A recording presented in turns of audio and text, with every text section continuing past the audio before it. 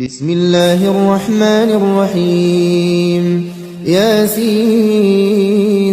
والقرآن الحكيم إنك لمن المرسلين على صراط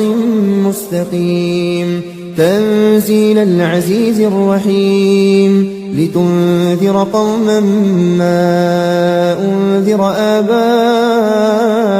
فهم غافلون لقد حق القول على أكثرهم فهم لا يؤمنون إنا جعلنا في أعناقهم أغلالا فهي إلى الأذقان فهم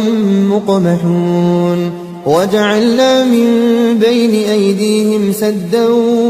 ومن خلفهم سدا فأغشيناهم فهم لا يبصرون وسواء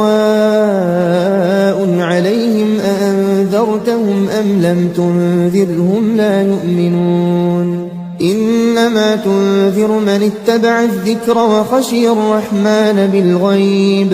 فبشره بمغفرة وأجر كريم إنا نحن نحيي الموتى ونكتب ما قدموا وآثارهم وكل شيء أحصيناه في إمام مبين واضرب لهم مثلا أصحاب القرية إذ جاءها المرسلون إذ أرسلنا إليهم اثنين فكذبوهما فعززنا بثالث فقالوا إنا إليكم مرسلون قالوا ما أنتم إلا بشر مثلنا وما أنزل الرحمن من شيء إن أنتم إلا تكذبون قالوا ربنا يعلم إنا إليكم لمرسلون وما علينا إلا البلاغ المبين قالوا إنا تطيرنا بكم لئن لم تنتهوا لنرجمنكم وليمسنكم منا عذاب أليم قالوا طائركم معكم أئن ذكرتم بل أنتم قوم مسرفون وجاء من أقصى المدينة رجل يسعى قال يا قوم اتبعوا المرسلين اتبعوا من لا يسألكم أجرا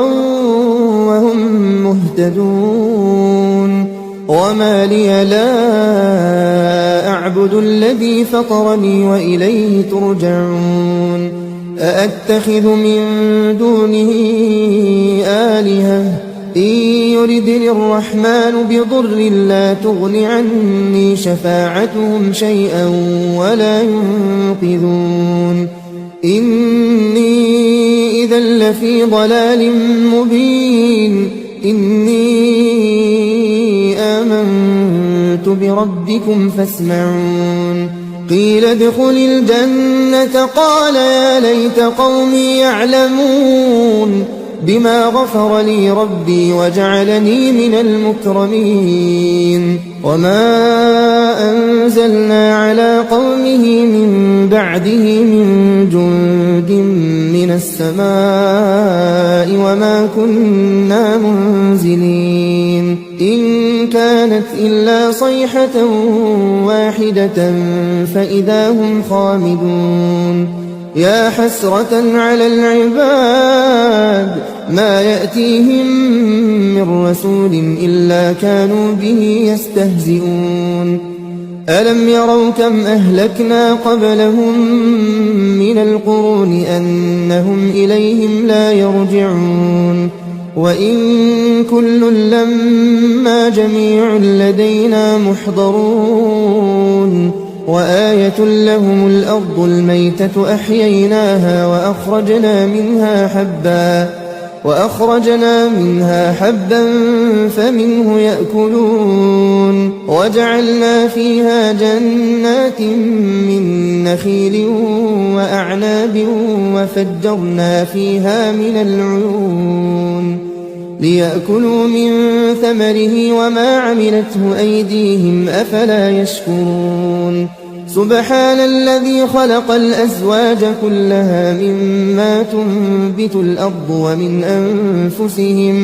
ومن أنفسهم ومما لا يعلمون وآية لهم الليل نسلخ منه النهار فإذا هم مظلمون والشمس تجري لمستقر لها ذلك تقدير العزيز العليم والقمر قدرناه منازل حتى عاد كالعرجون القديم لا الشمس ينبغي لها أن تدرك القمر ولا الليل سابق النهار وكل في فلك يسبحون